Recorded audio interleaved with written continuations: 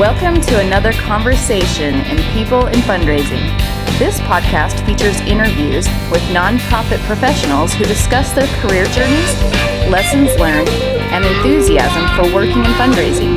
And here is your host, the founder of People in Fundraising, Tim Wilson.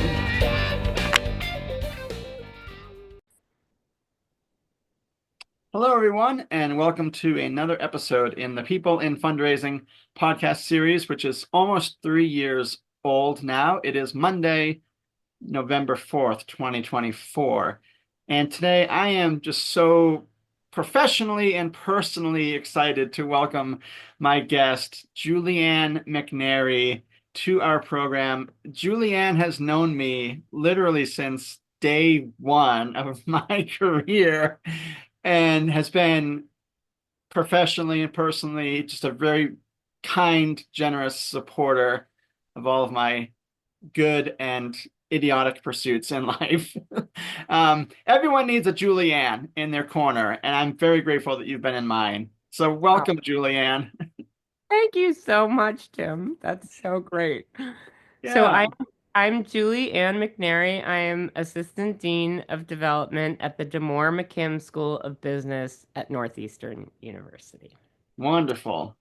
And we will get into this question right now. You've had such an incredible and diverse career. Let's start, please, with how you entered the fundraising profession, and love to hear any tidbits about that, please. Fantastic. So I after graduate school, I was looking to become a teacher for the most part, and I ended up pursuing teaching, but while doing so, I had a very dear friend who was a fundraiser who suggested I also look at prospect research. Oh. I was hired at Harvard Medical School for a year to do basic prospect research. I won't even tell you what my salary was. And then I transitioned over to Harvard Business School in prospect research for 2 years. But while I was in prospect research, which I found incredibly fascinating and rewarding, and it taught me so much about wealth in America, in both individual wealth and wealth trends and philanthropic trends, it was very clear that my personality was perhaps more suited to being at the front line. So Joe Morelli from Harvard Business School Fund brought me over to the annual fund where I worked with several classes at Harvard Business School and honestly learned more from the alums than I could ever say I learned from any fundraising professionals in my entire career. They were incredibly generous, and they really taught me about how to fundraise. And just traveling with Harvard Business School folks and working with them closely and directly was incredibly rewarding. I'm still so grateful to that experience. And then, though, from there, I moved through a pretty traditional background of work in at Wellesley College, at Harvard Graduate School of Education, very traditional trajectory until at one point I cold called a Lorene Powell Jobs and was hired to join Emerson Collective in Silicon Valley. And that experience changed everything for me intellectually. It made me think about philanthropy very differently, and it made me think about the career of fundraising very differently. And what it taught me is that I wanted to be more of a change agent. I didn't necessarily feel like a golfing with the donor gala type fundraiser. Sure. What I wanted to pursue. I ended up taking a series of jobs that were shorter term, but very transparent about my role, that I could say whatever I wanted and I could tell the truth and I could come in and change things as needed and then set people up for future shop transformation, and that was very, very exciting to me. I've been very lucky to serve a variety of different people that I met at Harvard Business School. Um, Ginny Wise at Tulane, Nita Janiskus at INSEAD, which was fantastic, unbelievable. Um, but then during COVID, and Tony Blair actually for my Wow. time at African Governance Initiative. Wow. That was a fantastic experience as well. But I I lost a lot of people during COVID, and Mm, I wanted very badly to return to traditional fundraising. okay. And I had this extraordinary opportunity to join Northeastern. I honestly feel as though Northeastern is the place that is uh, where I'm supposed to be. Mm, It's the place. This institution is so inspiring to me, and mm, my dean at the DeMoore McKim School of Business is David DeCremer is probably the most visionary person I have ever worked for, and let mm, alone leader. He is the exact personality that I was supposed to meet mm, and work for. He's mhm. global. He's an AI specialist. He's on the cutting edge, and his mind alone is so that donors love him, and I enjoy my work so much on that front. But it was a long trajectory to get here, um, and I'm just grateful. There are so Mm. many people, as we were saying before the recording started. I feel like I have a family of fundraisers all over the world that I am grateful to. So it's Yeah, been good. that is awesome.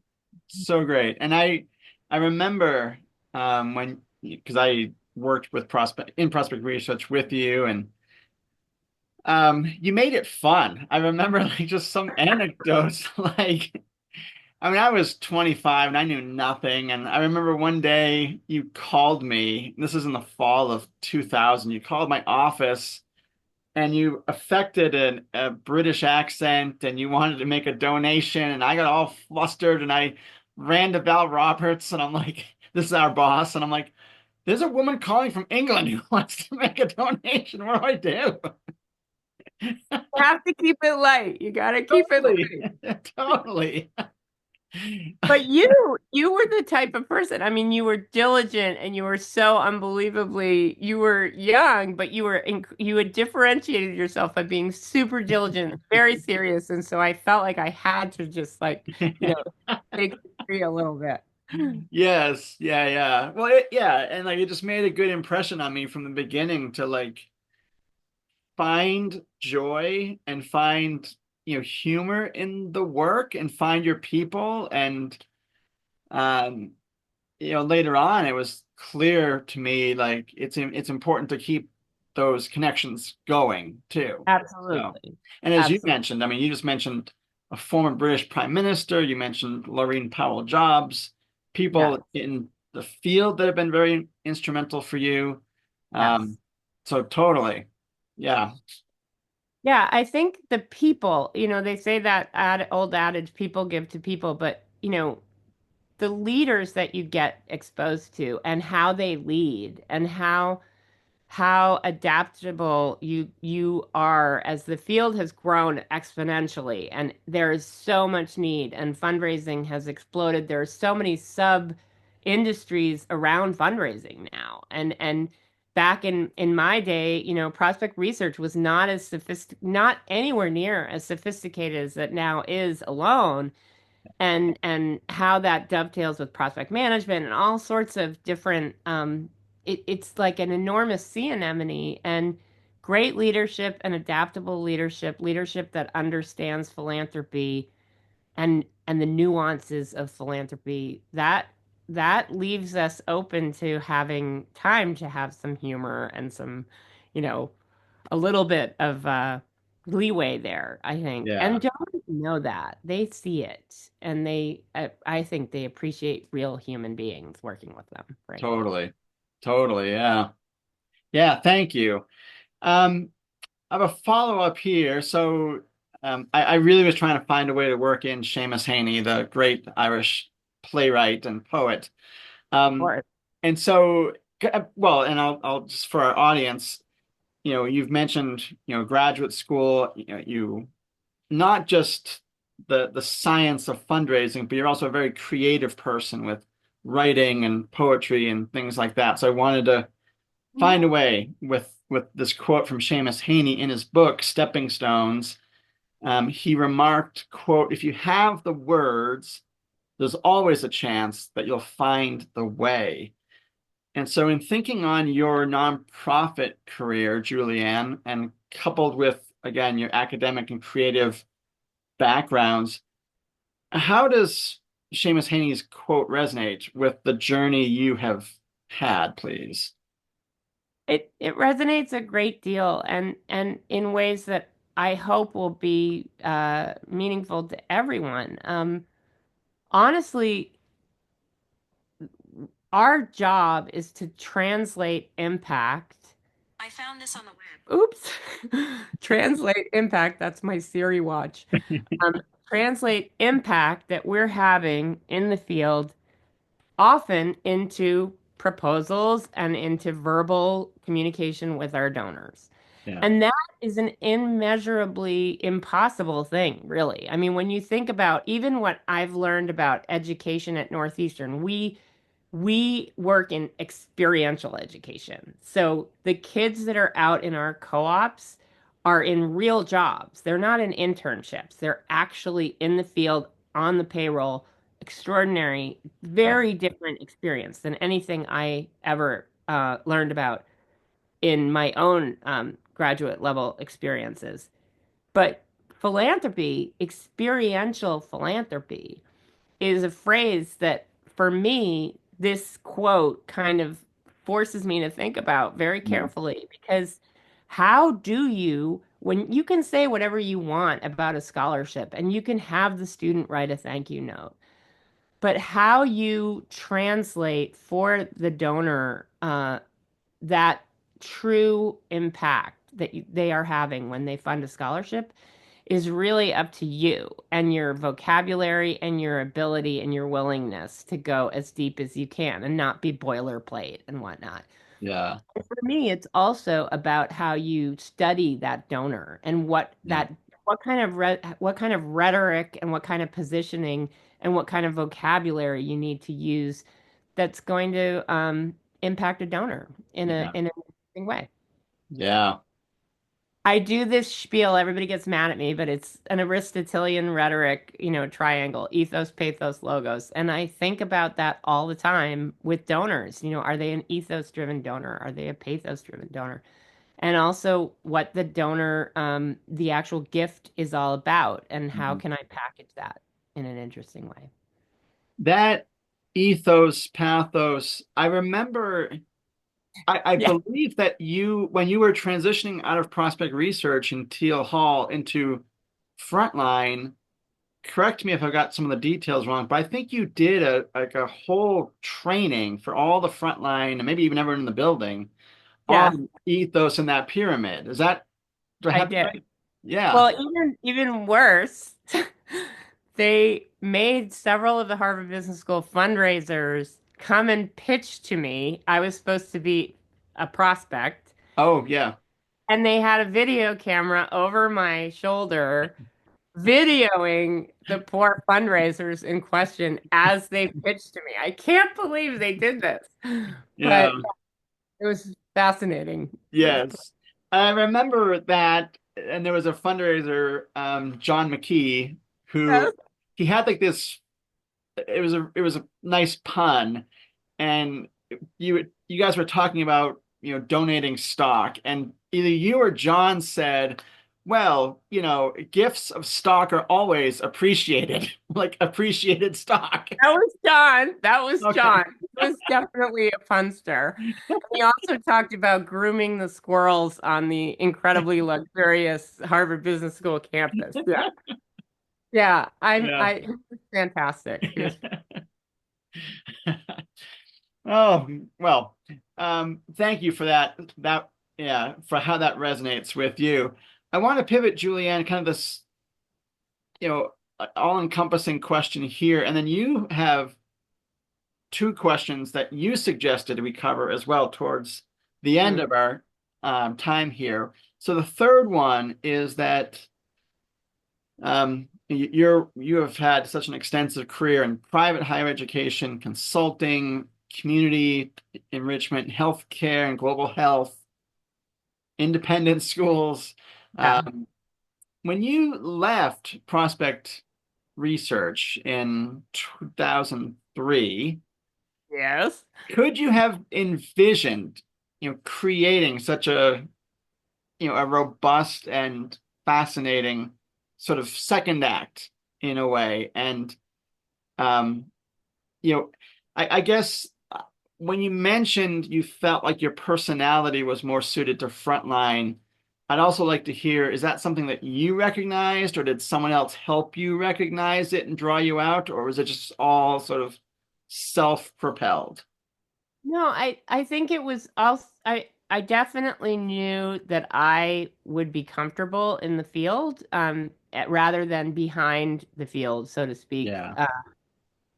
I knew that I could interact with donors, and I felt that I was a relationship builder for sure. Yeah. But Harvard Business School really fostered that. And Harvard Business School alums understand philanthropy, so they were so supportive. I used to say, in my career, there's been many, many organizations that I've served where when you reach out to potential prospects, they are resistant at first. But at HBS, they would tease me and say, when development calls, I know I've made it. Like I know I'm someone that people are attending to, and they understand that it's a huge mark of success and ethos that development is approaching you. Yes. And so I think, for me, I knew I should be out in the field, but Jill Morelli really, really was who was the head of the Harvard Business School Fund at the time. I'm so grateful to her because she's the one who put me in the field and she threw me in the field. Like Mm. I got my job and within a week I had to go to New York and I was like, out there. And Okay. and yet I think she also knew that the alums are so active, because of the reunion system. Yeah. They were so great at coaching. So I wasn't ever, quote, alone in the field. I got Yeah. great, great training. Mm. Um, but yeah, I think I was always propelling myself forward. And then in addition, my father was a great salesman. And he always told me, you can, if you're passionate about anything, you can, quote, sell or present. Yeah. As I moved through the various areas of our field, the different sectors, I never really felt daunted because I Mm. was always deeply interested in what I was going to pitch to donors. And Yeah. I never took a role that I didn't feel inspired by Mm. the content that I was presenting. I think where things get very interesting in our field is how, you can have everything in a row. You can have the institution that you care deeply about, the product, so to speak, or the various products. You can have the leadership that you admire and respect and want to be an extended representative of. It's then trying to figure out how to make sure, back to Seamus Heaney, that you're really translating in a way Yeah. that the folks out in the field will understand. And there are people, even at Harvard Business School, who would school me big time on, Mm. hey, you think I care about that. You think I should care about that, but I Right. really care about this. And Mm. being able to pivot and understand that, I have to adapt in several ways. That was always fascinating and exciting to me. It's Yeah. been what I've enjoyed most about our field. Yeah. It's like a Rubik's Cube. Sure. Yeah, and you have to cultivate that curiosity and that, you Yeah. I mean, when I worked for the Arnold Arboretum, I never thought that I would be interested in like Chinese plants, and sure. But weirdly, there was this one area of the Arnold Arboretum, and don't even remember exactly how it happened, but there was an expedition in which they went and found all these plants that were very rare, and they brought them back and they cultivated them in a certain area of the Arnold Arboretum, and it's very famous. And while for me it wasn't like, the big bells and whistles, it became hugely interesting and relevant because I had to present it. I had to Yeah. sell it. Yeah, totally. Fascinating. Thank you. Let's get to the first of the two questions that you suggested. And I think they're both really intriguing topics. Hmm. So question 4 is that in the field of philanthropy, not unlike many other fields, frontline fundraisers serve two masters, the institution that they represent and the donors that the gift officer, development officer are asking to support that said institution. So in your opinion, Julianne, how do you balance that service orientation between those two, please? Well, I'm always nervous to say this out loud during my whatever my current job is, but I believe that it's 51-49%. Mm, 51% serving the donor mm, and 49% serving the institution. And the reason being is if you serve the donor appropriately, not to the degree that you are eschewing important obligations to your institution, but if you serve the donor appropriately within the context of their relationship with the institution, if you do that well, it will benefit the institution. yeah. And so for me, it's something I've thought about for a long time Mm, and really been both intrigued and frankly worried by. mm, Because, like an investment banker who has clients and the bank that they yeah. serve, um, it I feel like this is a much, or not I should say, unlike it is such a nuanced question. It's such a concerning question. But to me, when I have leaned harder on serving the institution, like say 70-30 or whatnot, I have never felt that it was good for the institution in the end Yeah. because the donors that aren't well cultivated and properly served in a respectful and nuanced manner, they're not going to come back. They're not going to continue to give. And so it's been a real struggle for me in many of the places I've served because there were times when the attitude was from on high was sort of like these people are billionaires, they should give such and such. Yeah. Be like they should buy a house in Tuscany and a Ferrari. Like they can do whatever they want. We have to earn their desire. We have to earn their desire to invest in our institution. I like that. And to me, it's a moral obligation. And if I'm in that position and I'm sure, I mean, I get it. My job is to raise money, and there's never ever a question in my mind that that's my job. But how I go about doing that, to me, it is also my job to do it in a way that can perpetuate itself. Yeah. And that's hard because you have people who will say, like, get the gift and get it now. Yeah. And I'm all for that if that will lead to another gift. But if that would potentially stress a donor or make a donor question or make a donor feel not so great, then unless I know we could steward that donor to the point where the donor's thrilled and sort of convert that feeling, I am more, I'm 59 years old. Like it's been a while. So I kind of lean toward I will help that donor come to a different place first. Sure. Yeah.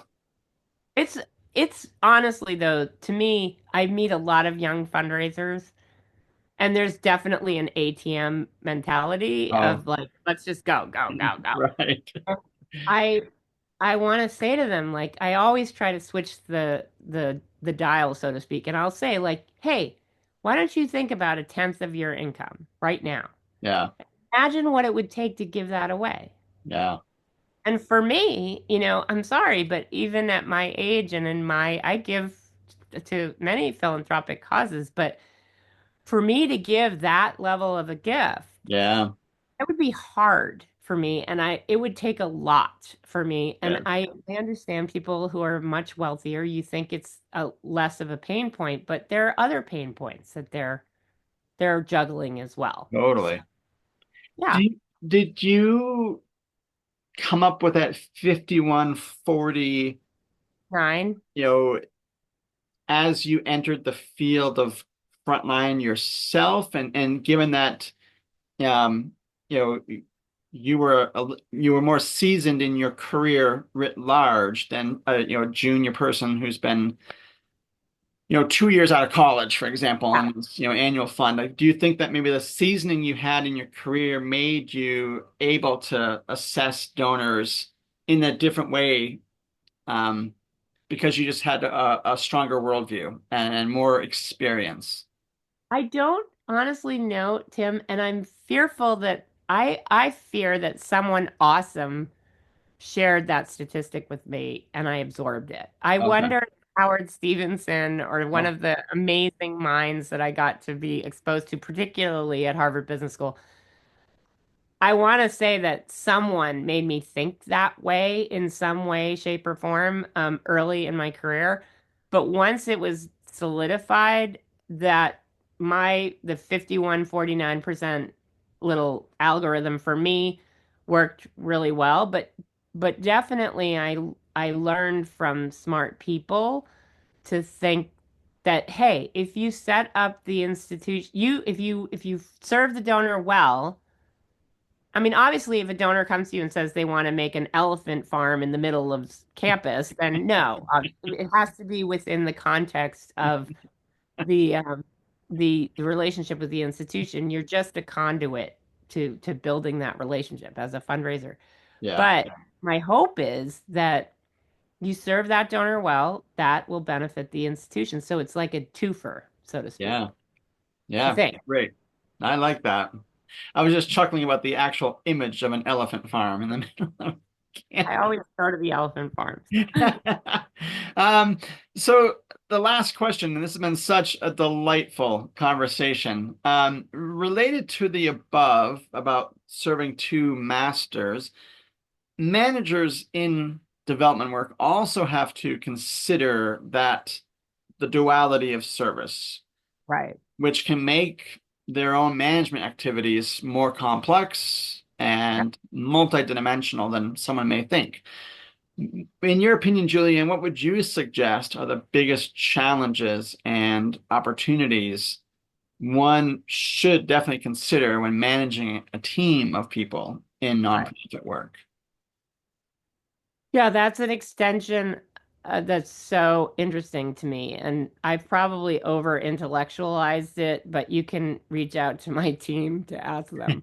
But I do think about this as is that applicable in that 51% to the team Yeah, and 49% back to me, so to speak. sure. And that one thing I've always done is, anything that is a problem, I have to take responsibility for, and all the good things the team gets credit for. So Mm, I have a very kind of um, Irish Catholic military, I don't even know what it is, but it's like a thing where you take, as a manager, you take responsibility for the problems and you give credit where credit is due for the good things. sure. Ed, you have goals, you have quotas, you have the things that you must impart, and Yeah, enforce on your team. But I travel with my team. I try to experience what my team is experiencing in the field. I try to understand what they're up against so that then I can treat them in a manner that is uh as genuine as I would treat my donors. And Yeah. so I have, you know, I can tell you right now, though, I mean, it's worked with a lot of people, and I've also been I've been taken grossly advantage of, so to speak, Mm. when I've been too not focused on my team's welfare, but rather I have if I'm leaning in a direction that's not cool, it would be that I am not as enforcing as I should be. Mm. Okay. I'm I'm I'm balancing that all the time. I have very, very high expectations and they know that I do, but Sure. I also want to do it in a way that will, I don't want my team to burn out. I mean, Sure. in our field, everybody's, the churn is ridiculous. Like for the most part, I was just at Case talking to so many different institutions, and so many of them are saying, yeah, our average is 2 years. People are churning, churning, churning. So Wow. I want my team to stay. I want them to do well. I want them to succeed. And that institutional heft will be good for donors and good for Yeah. the institution. But Yeah. how you do that, while also keeping track of all of their metrics and everything that they have to do is a balancing act. Definitely it is. Yeah. Yeah. I like that you've applied that 5149 to your team and you as the contributor, as the manager, as nonprofit leader as well. Um, I think, some people can certainly go with the first formula of 5149, the institution, the donor, and then Yeah. have a really grossly imbalanced ratio when it comes to them and their team. Yeah. Oh, yeah. I Yeah. mean, I've heard such egregious tales of woe about how people lead teams. And I've seen it, in fact, myself. And Yeah. it's really disturbing to me over the course of my experience, the kinds of things that happen where, I mean, my team, there is across the board, it is very flat. I want them to be able to staff the dean. I want them to be able to travel with the dean. I want them to be able to represent our development shop. I don't want to do that hierarchy where I am reserved for the Yeah. only top prospects. Any of that stuff is really worrisome to me, but I hear about it all the time. Yeah. And I just think if you're not giving your team the ability to rise and grow and own things as Yeah. well, then you're not building a team that's going to have any longevity and any worth, honestly. Like Yeah. just Yeah. pawns, little plebes, and that's not helpful to anyone.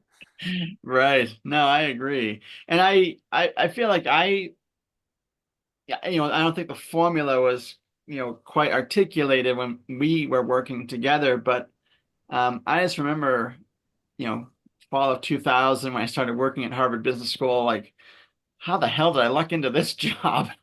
And um, with you and Val Roberts Yeah, in particular, and then Sarah Hall joined a month later, yeah. and it ended up being my longest tenured manager in my career. Um, I just felt like such a beneficiary of, your kindness, your intellect.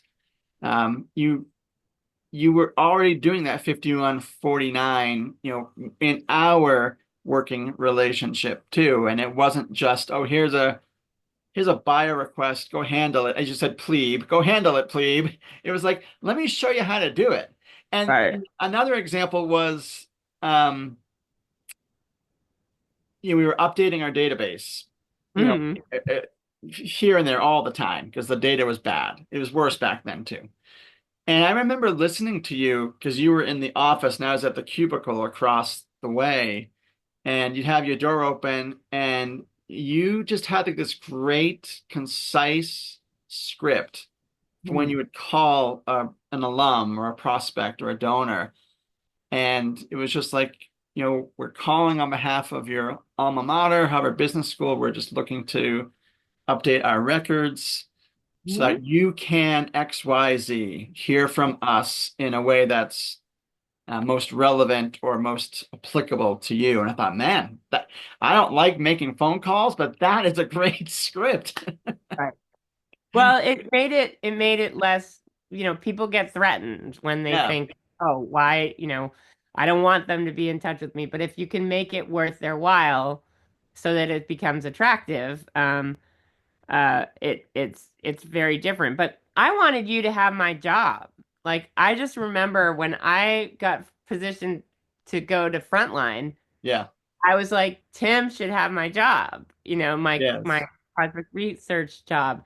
And then I wanted you to run the shop. Like I was like, I've always felt invested, in why wouldn't I want people to grow So, in their role? I mean, it's strange to me. Obviously, if somebody's just not working hard, then that's a whole different ballgame. But sure.